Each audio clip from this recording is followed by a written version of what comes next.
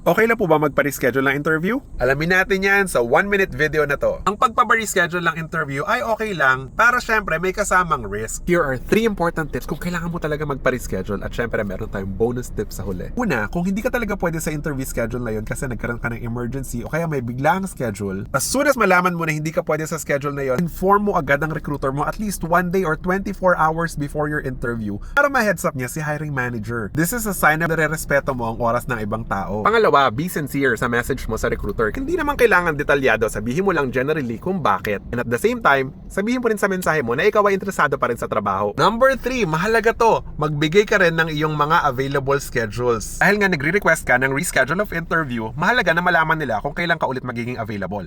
Ito rin naman kasi yung magiging tanong ng hiring manager. Kailan siya next available? At ang bonus tip natin, kung ang interview mo ay interview na with the ang interview schedule mo ay with the hiring manager na or final interview mo na, mag-compose ka ng isang email directly para sa hiring manager. At sa email mo na ito, sabihin mo sa hiring manager kung gaano kang ka-interesado sa trabaho. At it's just that kailangan mo magpa-reschedule na interview. Sabihin mo sa recruiter na pwede ba paki-forward tong message na to sa hiring manager. But of course in English. Hindi natin maiiwasan na may mga pagkakataon talaga na kailangan magpa-reschedule. But following these tips will make the organization and the hiring manager feel na sincero ka talaga sa iyong pag-a-apply. But as much as possible, of course, let's stick to our schedule. It shows our professionalism and our commitment. Kasi hindi natin masabi na baka meron pa silang i-interviewin para sa trabaho na to. So try not to miss out the opportunity every time you get a schedule for an interview. For more tips, tricks, and amazing trips, follow Kuya Deej. Puntahan mo na yung interview mo. All the best!